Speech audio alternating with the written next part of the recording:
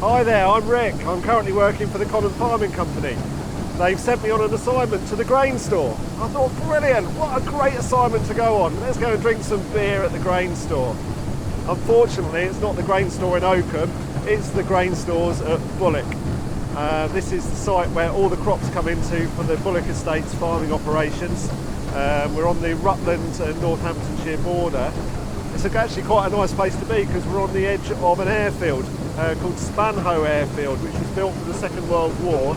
It was used by the British Air Force and the US Army to transport equipment, I believe. You can see the runway. It's used by light aircraft, private users, take off and land quite often here. So yeah, it's a great view from up here on top of the conveyoring system. So instead of producing a video about the big machines in the field, I thought some of you might like to see how we handle and store the crops when they come in from the field. So we're just waiting for another tractor to come in, so while we're waiting I'll just give you a walk around the site. Bullock Farm, I don't know, just under 1,000 hectares of combinable crops. So we've got some fairly big storage facilities here. I'll just flip the camera around. So we have these two bulk storage sheds. They hold about 4,500 cubic metres each. The end shed there, we normally store oilseed rape. You can get, I don't know, maybe just about 3,000 tonnes in there. And in this shed here, we're storing wheat. Because wheat weighs a bit more than oilseed rape, the storage space equates to about 3,500 tonnes if you really pack it in. So they're the two big sheds. We also do harvest other crops, like we've had this year winter barley, and everything's stopped. I better go and have a quick look. I'm back. So everything's automatically stopped because unfortunately we've run out of grain to dry. So the dryer has a low level sensor and it trips out. I've just called the combine and they've got a small issue which they're just dealing with, so hopefully we'll have another trailer along shortly. So I was just saying, we have a shed full of oilseed rape, we have a big shed full of wheat, we also harvested this year barley and some linseed, and we've also got some field beans to come in too in a few weeks' time. Some of the crops we store in the smaller sheds around the corner, which we've probably got, I don't know, 1,000 tonnes of storage around there. And some of the crops get sold straight off the farm through the summer, so the barley's already been in the shed and gone. So that's just how we manage things here. So this thing behind us is the intake pit, normally clanks along. You can shift, if you put it on full speed, up to 100 cubic metres an hour. So if the grain is dry enough, so if it's 14.5%, it can go straight through the conveyoring system and up into the shed there. If it's not dry enough, then it goes through the conveyoring system to the dryer. So let's take you around there. So these are the intake conveyors underneath here, and the belt runs all the way along.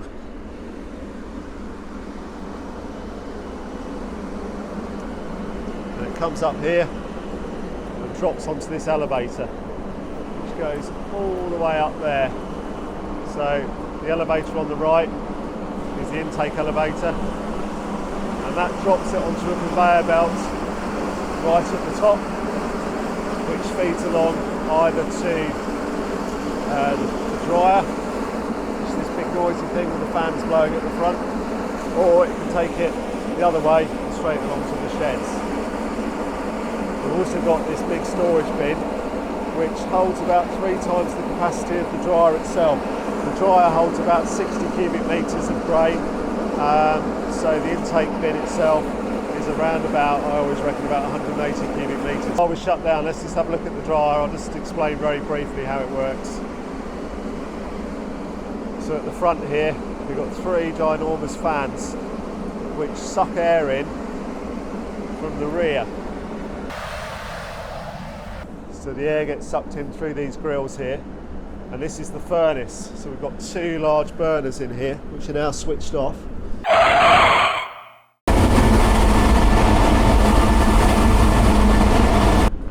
So the heat rises up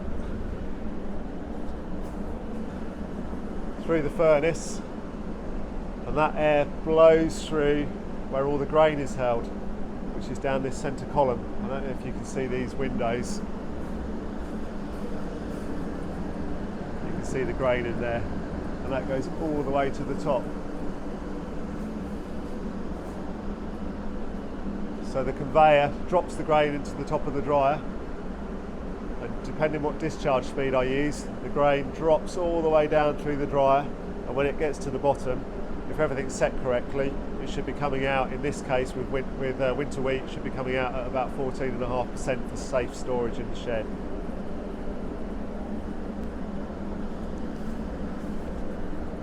The hot air blows through these triangular sections, and as the grain passes over them, obviously it heats the grain. This lower section of the dryer is shut off from the furnace, which is behind us here. So cold air is drawn up from underneath and blows through the channels, and it cools the grain before it drops through the discharge and goes up to the shed for the long-term storage.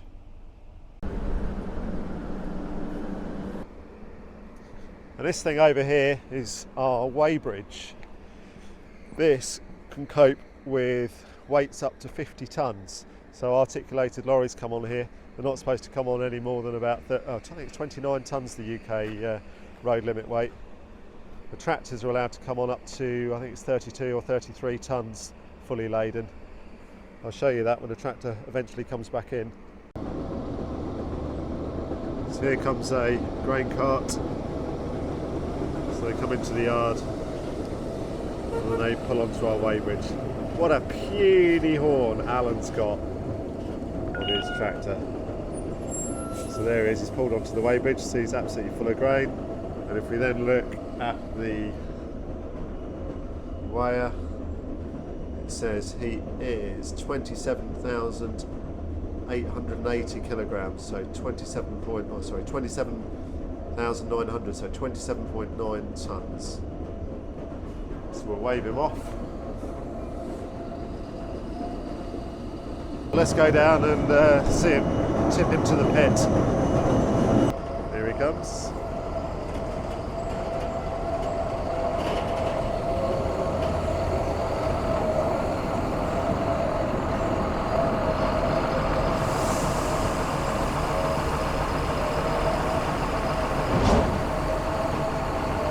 So we take articulated lorries into this intake if we need to.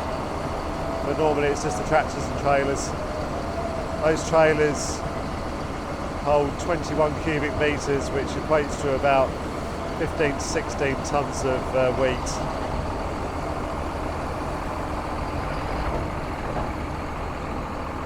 And that's it.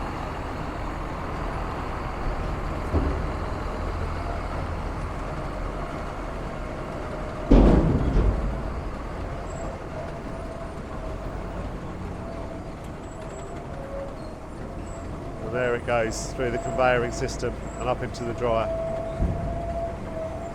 Here he comes, look, here he comes. The legend, Allan Tyres. So we've just got to go back to filling mode. So let's get everything going again. So we want these.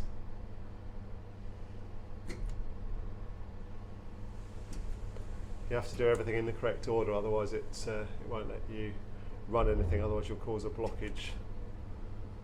I'm good at blockages. There we go, so we're up and running. This thing here is the intake speed. It's already intaking at about 65% capacity at the moment. We're not really rushing. As I say, if that goes up to 100%, it will actually take about 100 cubic metres an hour, so it's quite a substantial system.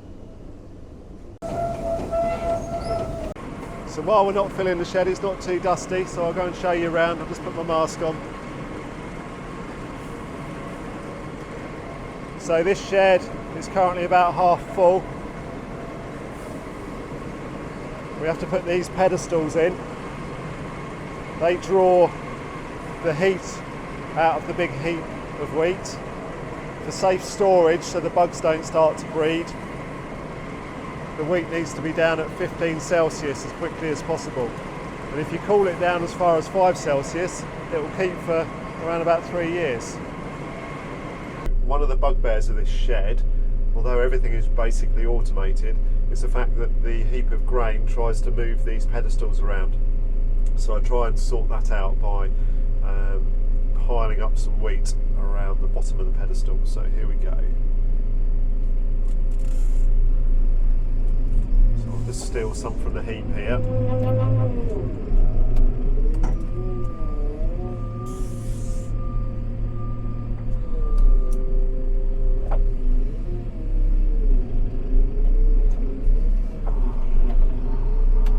So to be gentle doing this, otherwise the pedestal moves and it defeats the object of what you're trying to do.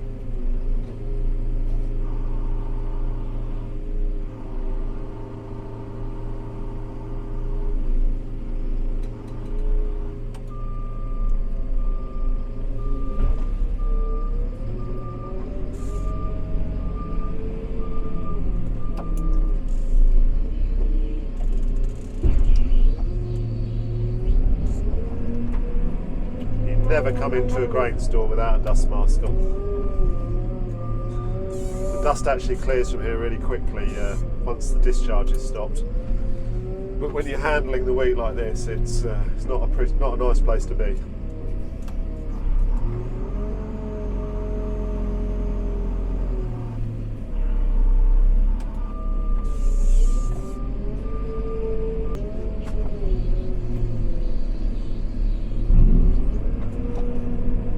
See how the heap of wheat is just growing and growing.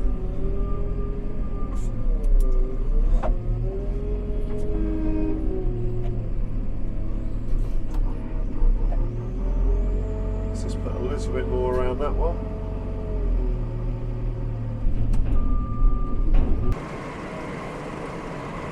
So this pedestal at the front has got one pipe on at the moment. Eventually it will have 3 pipes on.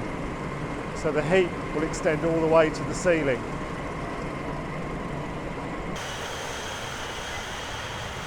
We have some slightly smaller pedestals around the side where the heap doesn't get quite as deep. But eventually this big mountain, when it gets to the ceiling, will pan out all the way to the top of the sidewalls of the shed. It's important to fill these corners because the mountain doesn't quite fill out right up to the corners there. So we've got another tube to go on top of here yet. You can see just a few little bits of residual grain coming out of here. I'll come back in shortly when it's filling and then you can see the flow of grain. It's always useful to keep the front of the shed empty for as long as possible, because if they start to harvest grain in the field at 14.5% or less, you can get some tractors to tip directly into the shed to save conveyoring it, save some cost. But it's always useful to have some storage space for as long as possible. Let's get out of here. So hopefully enough grain's fed into the dryer now so we can get the whole process going again. So the dryer's now saying we're back at high level so we can get drying. So we'll select drying, that'll wind the fan straight back up. It'll really reintroduce my burners to start putting some heat in. Hot air now is the same as the outside temperature, 19 Celsius. We need that back up to 99. And all the conveyoring set correctly so we can crack on. So Allan's trailer load's almost passed through now. We'll expect another trailer in a few minutes. And we're just checking the shed that everything's going to plan. You can see the wheat falling from the conveyor belt, making the mountain even larger. Now sometimes the combines end up moving field or the guys might have to have a break and I get a delay with the grain coming in. So you can see the intake pit behind me is now empty, and that causes a problem because when running a continuous flow dryer you need a continuous flow of grain. So fortunately I normally try and have some spare stock in our storage bin. So we'll just go and open that up and that will drop some onto the conveyor and take it up into the dryer and keep us going. So this is the bottom of the bin.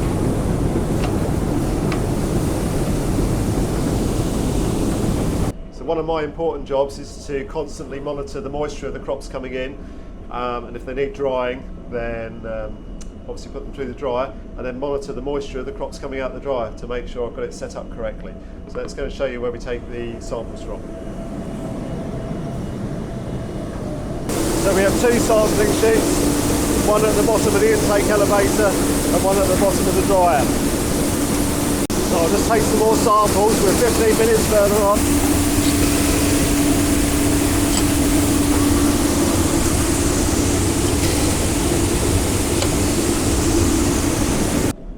So this device here is the moisture meter. So we take a sample of the grain. This is the grain that came out of the dryer. Pop it in. Make sure we select the right crop, which is wheat. And say test. And that is coming out at 13.7.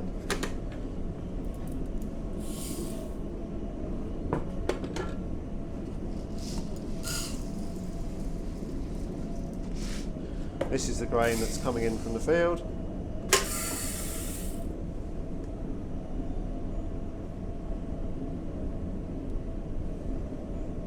And that is coming off at 16.5%.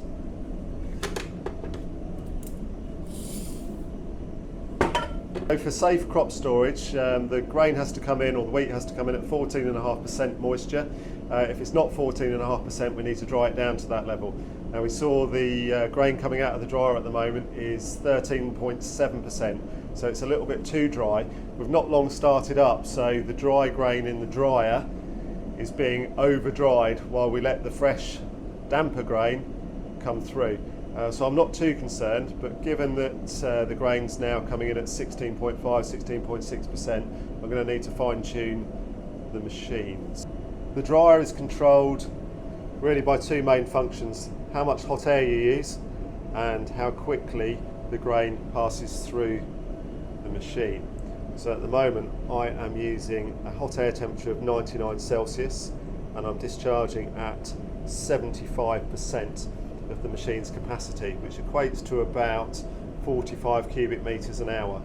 I'm going to keep the hot air temperature where it is, but I'm going to increase the discharge speed up to about 50 cubic meters an hour, which I know is about there.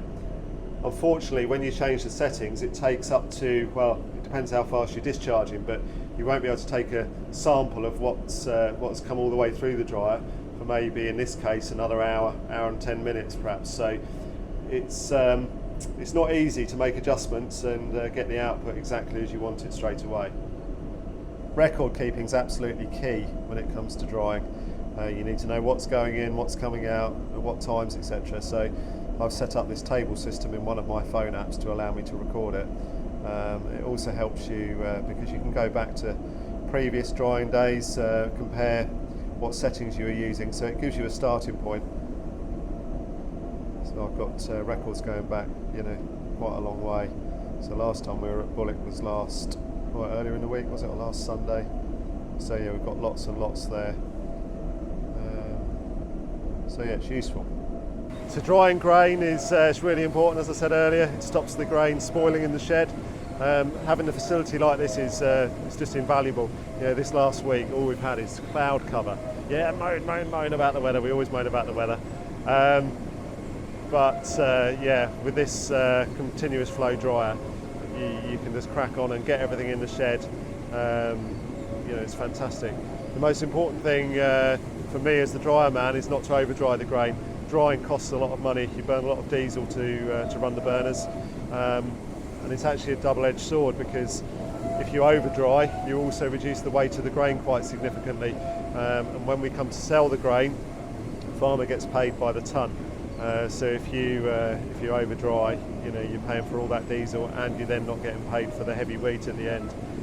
So yeah, it's there's more to it than you would initially think. So let me show you the grain passing through the dryer. You can see it through these viewing windows. Now it's slipping down. So that grain's been in there for about an hour and 10 minutes.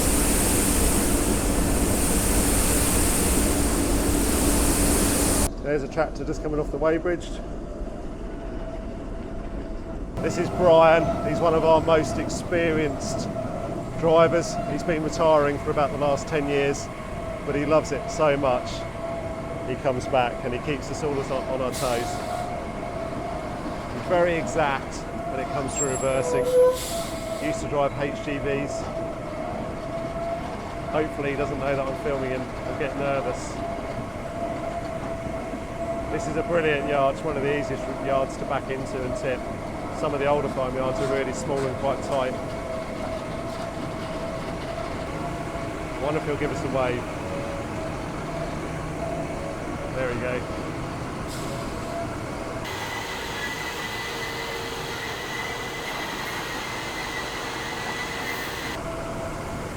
These trailers have got automatic tailgates, so I don't have to go anywhere near them, which makes everything much safer, much quicker.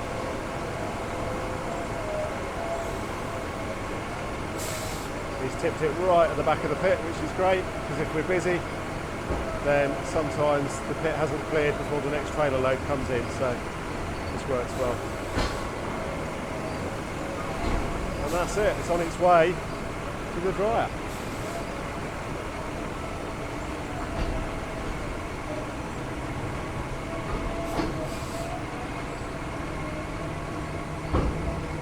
So the moisture content of the wheat coming in now has dropped to 15.9%. Because we're seeing this continual decrease in moisture, it's time to make some changes to the dryer. So let's just have a look. Now the combine's struggling slightly with some lodged wheat, so it's having to travel a little bit more slowly than normal. So we don't want to get running away in front of what they can bring in. So let's reduce the discharge speed down, which means the grain's going to stay in the dryer for much longer. Well, slightly longer. We're going from about 50 cubic metres to 45 cubic metres an hour. So we need to significantly reduce the air temperature, stop the grain getting too hot and too dry. So we'll drop the air down from 89 to 79 Celsius. And we'll see how that pans out.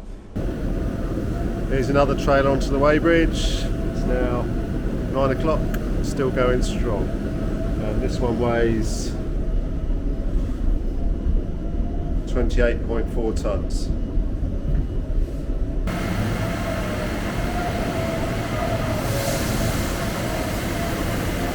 It's a family affair tonight. That's Allan's son Nick. Nick and Allan have been carting for us today. Been brilliant.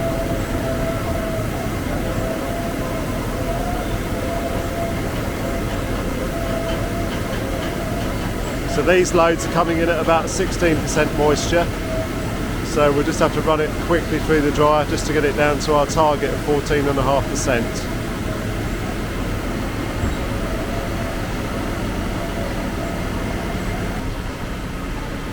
Back out to get another load.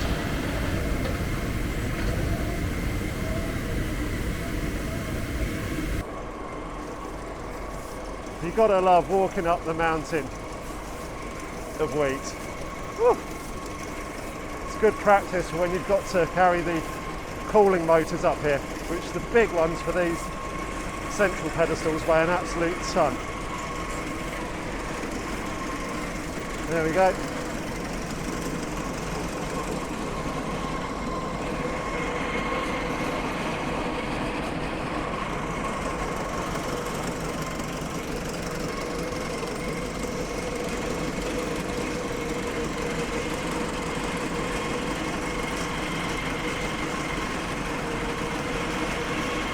And what goes up must come down. Woohoo! So the combine stopped about an hour ago. I'm just running the last couple of loads through the dryer, and then I'll get it all shut down and cool before I leave for the night. See the dryer howling away under the quiet night sky. Let's go and see how we're getting on around the other side. So intake pit's now empty, that's all processed through to the dryer and the bin. And the very, very dusty shed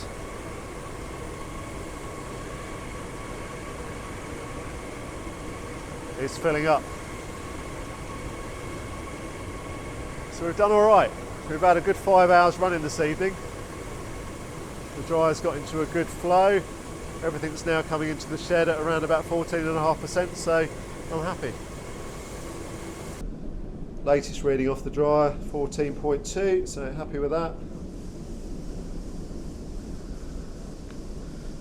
It's run really well this evening. Just takes a bit of stabilisation, but once you get going, it's good. So yeah, we started at 5:30, 16.8% moisture input. We've ended, well, we got to a low of 15.9 up here at 7:45. It's come back up again a little bit since, but yeah, output moisture, you know, it's been nice and steady around about 14.5, so good job. Nearly time for me to head off, just letting the dryer cool down. The last bit of grain is falling into the heap behind me. Hopefully this video's been a bit different from the norm. If you've got any questions or comments, please leave them and we'll try and respond. So thanks very much for watching. See you again soon. So behind me here is one of the fan motors that draws the warmth out of the big pile of wheat. Quite a powerful motor. It's actually not that warm, the air today. Most of this wheat, you know, because of the cool summer, came into the shed, you know, way below temperature compared to normal, which is good because it's going to take much less energy to pull the warmth out for long-term storage. Tonight the air in here is really cool from outside, so it's the perfect time to run these fans. And there's another pedestal just sticking out of the pile, just about stayed above the surface for the motor to go on. The shed's absolutely full to bursting at the back here, but we didn't quite reach capacity. But the yield overall was good, so we're pleased.